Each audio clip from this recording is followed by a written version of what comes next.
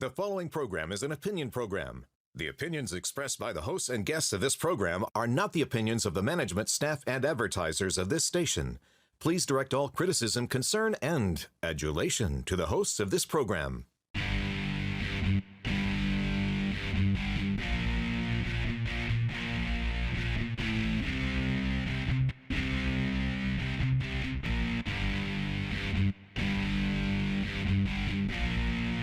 Welcome to Alabama Politics This Week. I am Dale Jackson. I'm a radio talk show host, and I host radio shows on WVNN in North Alabama from 5 until 9 a.m. and on Talk 99.5 and News Radio 1440 in Birmingham and Montgomery, respectively, from 10 until 11. And that show airs again on the UMP in Huntsville from 3 until 4 p.m. So I'm a busy guy.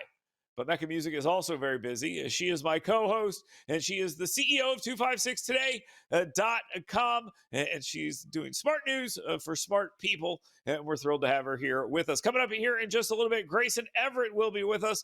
We will talk with him about a bunch of things going on in the legislative session with the special election and what will be coming up in the next couple of weeks as well. But right now, let's go ahead and get to the 2-minute warning.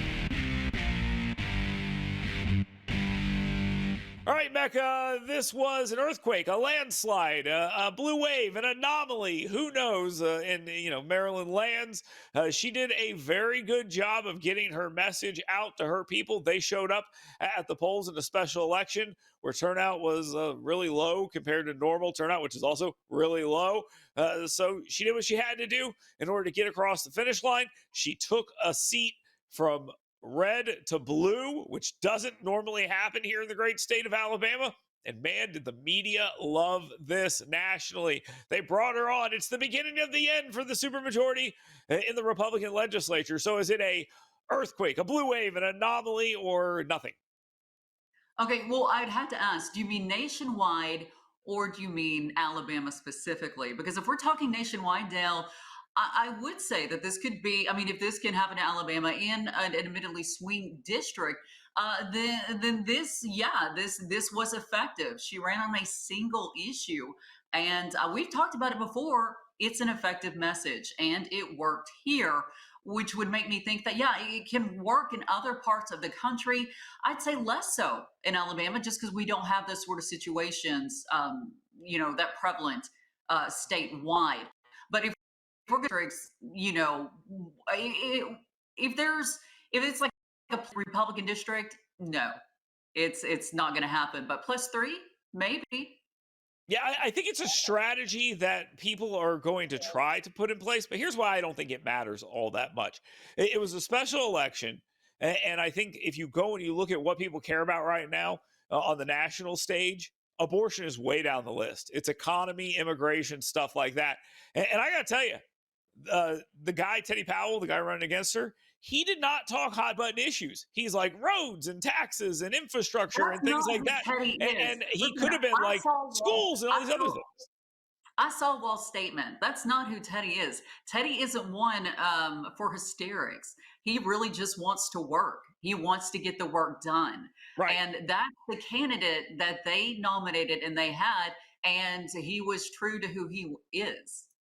Yeah, and he lost. So the suggestion might be that there might be another tactic at play that they might want to look at. Moving on, let's talk about unions. A huge battle here brewing in Alabama. I thought it would get ugly. I did not realize it would get as ugly as it's getting. The BCA and KIV, they threw the first punch here. They came out and they said, look, we don't want unions in Alabama. Then State Senator Arthur Orr comes in and offers up a bill that says if you recognize a union, well, then maybe we won't be giving you all these economic incentives in order to do so if you will willingly do it, not if you're forced to do it, obviously. And we're going to pass a new piece of legislation, which will pass. And the union has struck back and said, yeah, they just want to control you. They want to control your lives. They want to control your wages. They want to control everything about you. This is another reason why you need the union. I will point this out. You're seeing a good success in unionization in some of these places in the South. But every time there's an actual vote, things go a little differently. It's easy to get someone to say, hey, do you want to sign this and sign up and support the union? Sure. And then when they go and vote, Some of them say, I was just kind of being pressured. So there's a big battle brewing here. Where's it going to go? I think it's just going to get larger. Just like you said, I mean, do you remember Governor Ivey released an op-ed, and Ivey doesn't necessarily take doesn't take those measures necessarily. My question though is, who wins this battle? Because unions typically have not had great success in the auto industry in Alabama, but it would Right. appear support is growing. And what do you attribute that to, Dale? I don't know. I don't know what the answer to that is. I think they saw UAW and UPS. I guess I'll give you the answer here. UAW and UPS, you saw them get these big raises, and everybody wants a piece of that. And I don't think that's bad. I think it's exactly what they want. And UAW, one of the things that kind of is a knock against them, and that you'll hear possibly from people like Kay Ivey and others, is you benefited anyway.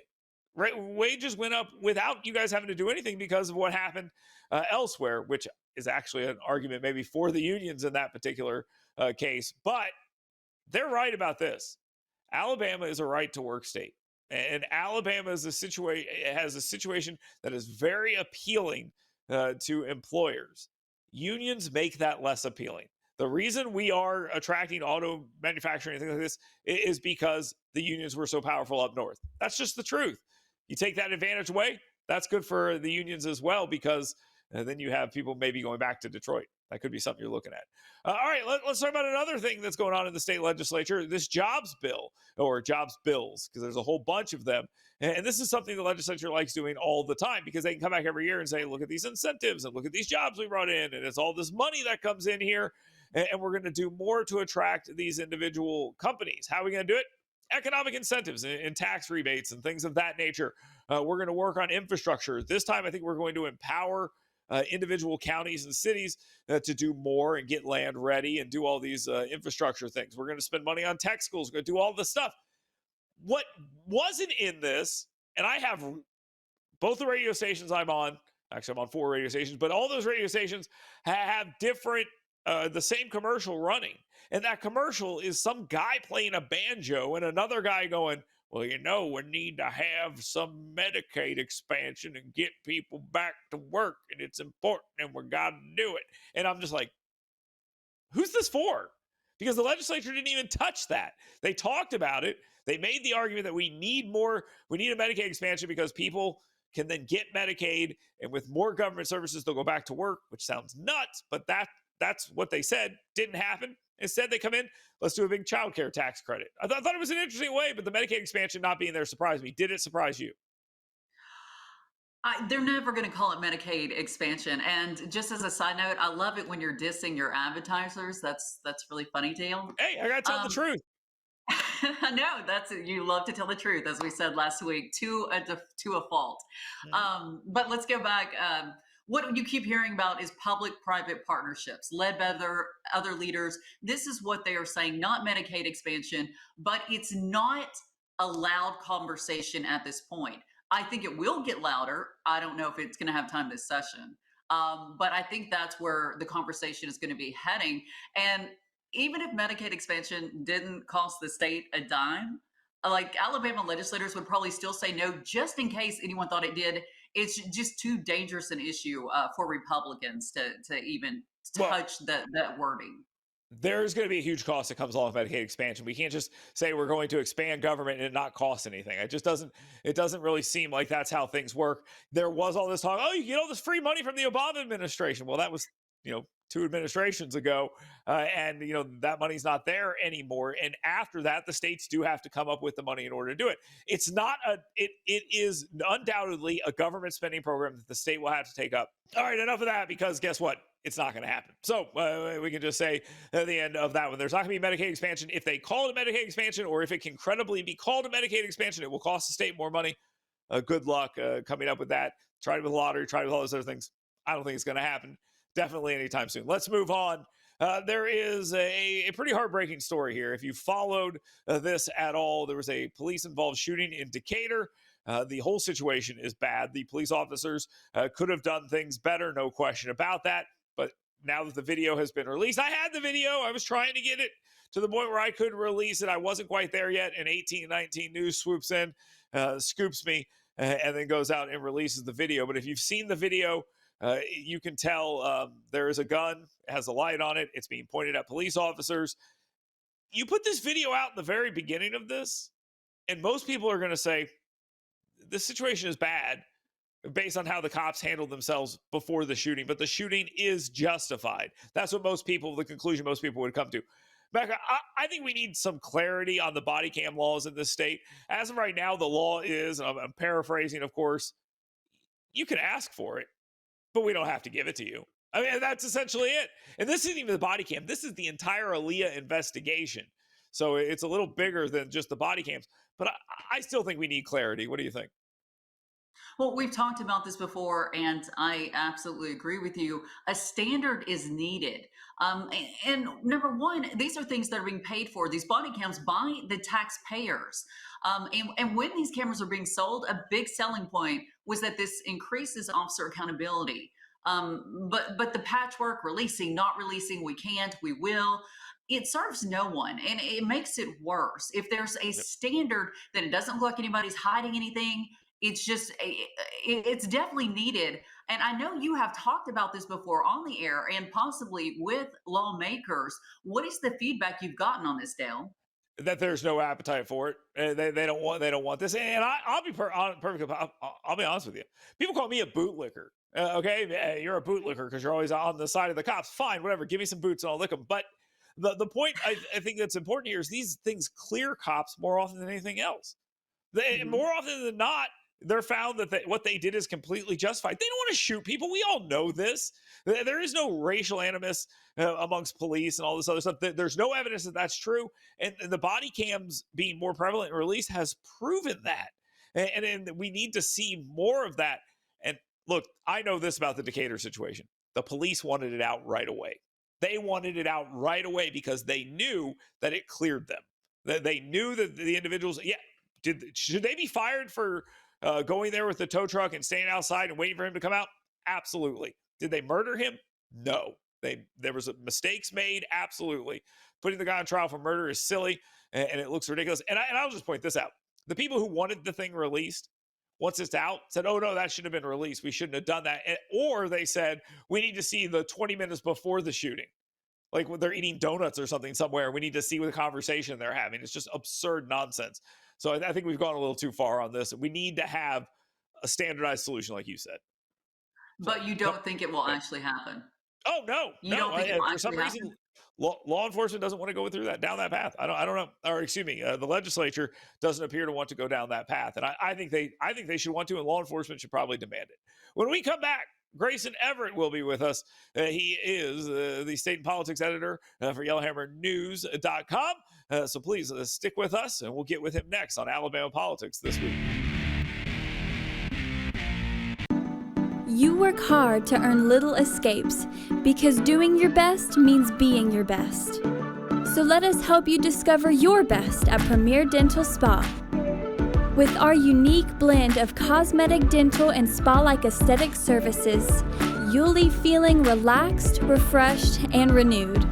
Make sure the best you is here to stay and book your appointment online today at premierdentalspa.com. Hey folks, Dale Jackson here for University Kia. This is my son Grant. He's a busy guy. Chess, piano, basketball, wrestling, baseball, you name it. There's probably some stuff that I missed that my wife will be mad about, but here's the thing. It's important to have reliable transportation. And my friends at University Kia, they take great care of me. I've been driving Sportages my entire life. My wife drives a Telluride now, and it is the perfect vehicle for the busy family. Folks, University Kia, let them take care of you like they've taken care of my family. That's University Kia. Learn more at universitykia.com. Tom, Grant and Dale Jackson sent you. Want fun, safe, intelligent fitness programming? Want to build muscular strength, cardiovascular endurance, drastically improve range of motion and mobility, and learn proper nutrition to fuel your life with energy and emotional health? Well, come find out why Iron Tribe Fitness is ranked one of the top 5 fitness programs in America. Come find out why personal training and intentionally working on your current movement patterns individually is not only important, it's just another core value that separates Iron Tribe Fitness from other fitness facilities. To learn how to get your 2-week free pass, go to irontribefitness.com. Attention timeshare owners. This is an urgent consumer alert from the Timeshare Exit Hotline, a national company specializing in helping consumers legally get out of their expensive timeshare contracts. We're offering you a way to legally get rid of your timeshare. So if you're fed up with the maintenance fees that keep on coming and want to learn if you can terminate your timeshare legally and permanently, call today. Even if you've tried before and were unsuccessful in getting rid of your timeshare, call today and see if we can help. We offer a complete 100% unconditional client satisfaction guarantee. Make this completely free call and learn how we can help you legally put an end to your timeshare nightmare once and for all. You have nothing to lose, so call right now to qualify and receive a free consultation. You can terminate your timeshare legally and permanently, but you've got to call now. Call the number on your screen today. It's a free call. Do you have diabetes? If you have insurance, you may qualify for a new continuous glucose monitor. With a CGM, you can continuously track your levels and trends, spend more time in range, significantly lower your A1C, and share important data with loved ones and caregivers. Most importantly, a CGM eliminates the one thing most people with diabetes hate: painful finger sticks. Take charge of your health. Order your new continuous glucose monitor today. If you use insulin and have seen your diabetes care provider within the last 6 months, you may qualify for a CGM today. We'll do all the insurance paperwork and deliver your new CGM at little or no out-of-pocket cost to you. Medicare and most insurances cover continuous glucose monitors, so don't wait. Have your insurance handy and call the CGM Health Hotline now. Welcome back to Alabama Politics This Week. I am Dale Jackson. With me, as always, Mecca Music, unfortunately, and Grayson Everett is with us, too. He is the state and politics editor for Yellowhammer News. Grayson, thank you very much for joining us. There's a lot going on in the legislature, and I think this is the first time in a long time that Mecca and I have not talked about any form of gambling in the first segment of the program. And maybe that's because all the lawbreakers are at Jabba Wagner's Lake House, or they're in Cabo, or they're doing whatever they're doing on spring break. And now it's time to crack down, get back to work, and talk about gambling. But one thing I've noticed, nobody's saying, yeah, I see a deal down the line. In fact, they're saying the Senate passed what they passed, we got a good bill. The House passed what we got a good bill. And I don't see anybody moving. This is dead, and I killed it. Tell me where I'm wrong. Well, Dell, you are the bill killer. Because right now there's hang time. I mean, I completely agree with you that nobody's really optimistic about, certainly not what we first saw, which included new casino licenses, included online sports betting, really ambitious. I mean, comprehensive really was the name of the game with it. Right now it's back in the hands of the House, and it was changed so much. And, it could have already been taken up by the House. They could have conference committee.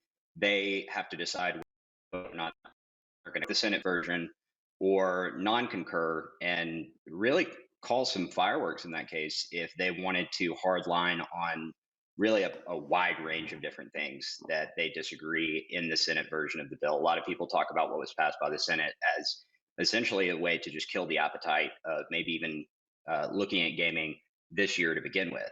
And I don't know if the House is ready to really put up that fight in a way that the folks who are working on it are very passionate, and they spend a lot of time on it. But that is a very uphill battle to go back to the Senate and say we're going to go line by line on some of these things. So it could have already been done. They could have conference committee, but that's not that hasn't happened yet. Okay, so Grayson, what I'm hearing is you don't think it's going to happen. There's a very good chance it won't happen. How about that? Well, no, there's a good chance that it will pass as in some iteration of the current version, which includes a lottery with certain funding distribution mechanisms that don't have to do with as much education as started out as before. A compact with the Forge Creek Indians is still featured, and they have an opportunity to gain and grow their operations as well.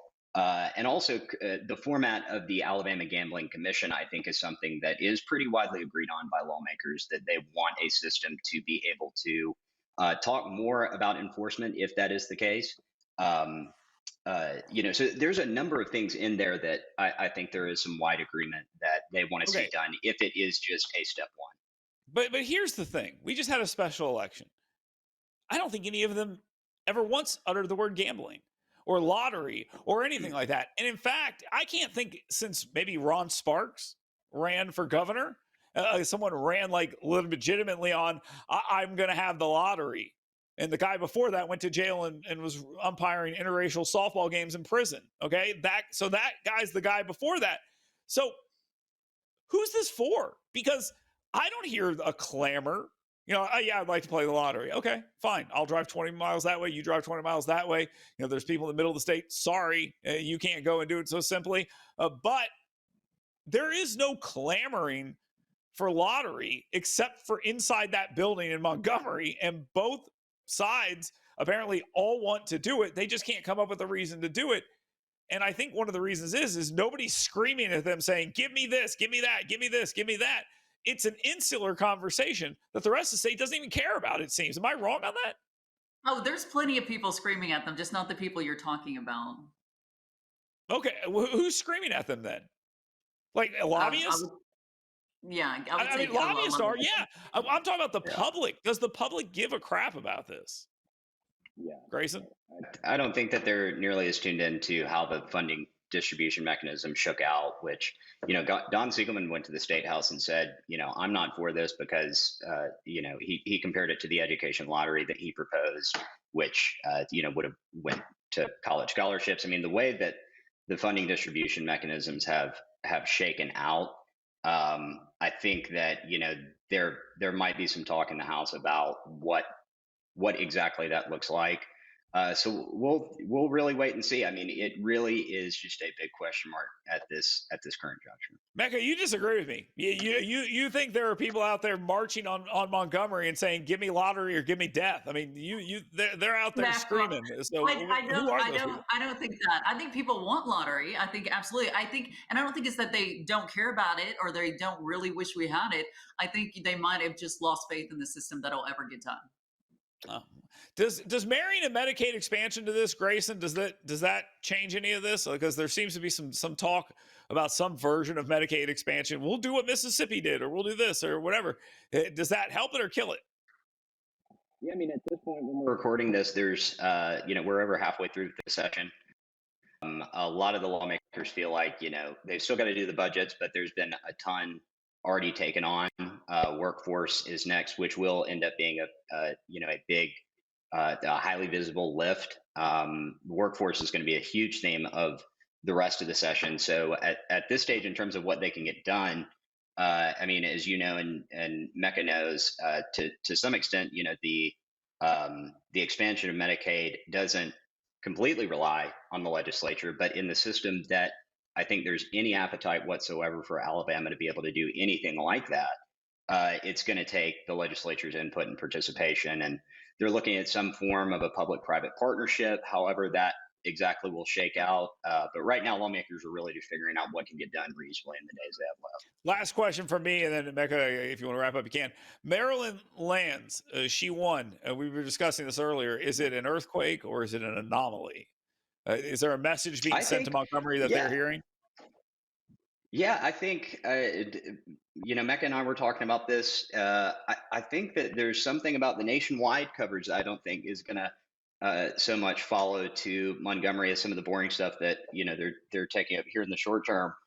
So we'll see how the state media kind of follows it. I mean, Minority Leader Anthony Daniels, is also running for Congress. He's a busy guy.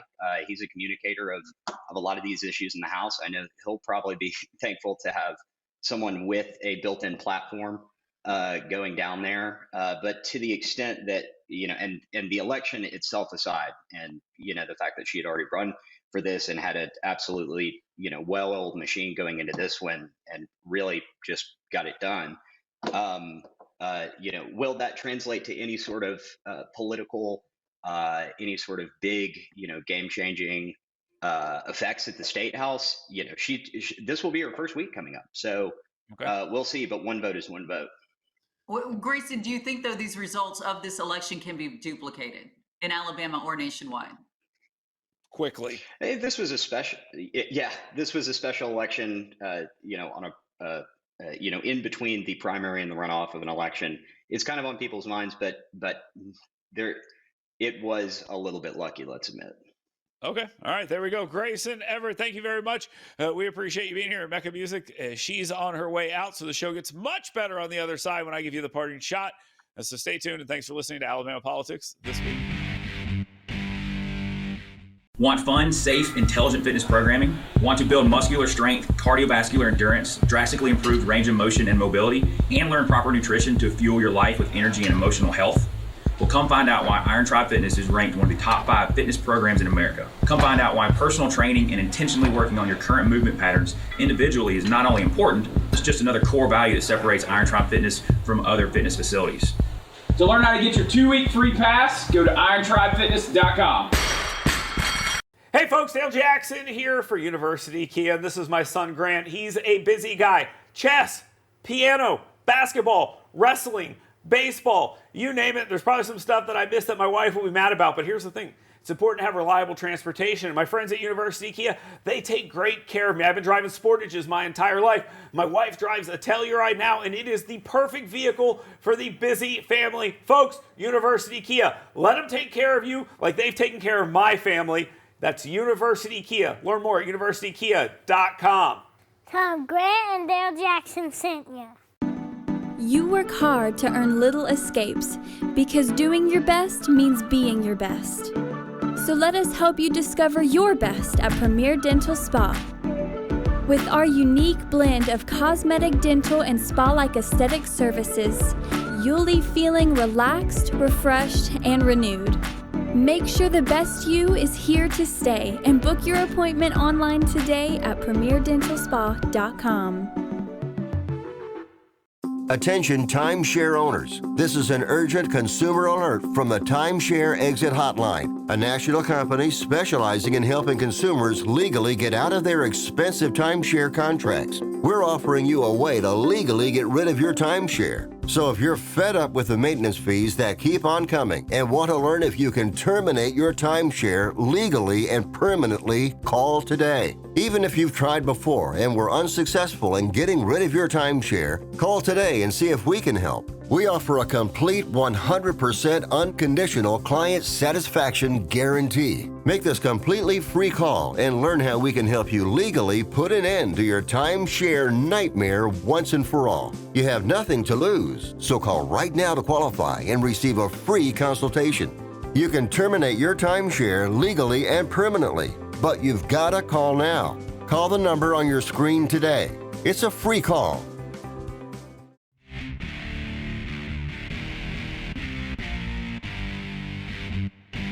Welcome back to Alabama Politics. This week, I am Dale Jackson. Thank you very much for joining us. As we wrap up the program every week, we give you the parting shot. But before I jump into that, let me remind you, head on over to yellowhammernews.com and sign up for my email blast. Now, that email blast will give you the 7 things you should be talking about every single day. And those 7 things are right in your email inbox, right there. So 7 things you should be talking about today, right there every single morning when you get up.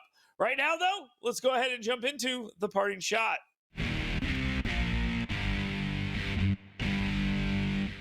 My parting shot this week is directed at sort of myself and the rest of the media. Yes, in a rare instance, I will consider myself to be one of the media. Why? Because I made a huge mistake. Yes, there was some political violence in the state of Alabama, but you may not have known that because not many people actually covered it. Ourselves here at Yellowhammer News and 1819 News covered it. I talked about it on my radio show, both of them actually. Other than that, I did not see anyone else covering it. Now, it's political violence, so I was kind of surprised to see people not covering it, but it was the wrong kind of political violence. It was a white woman accosting a black man about his political views.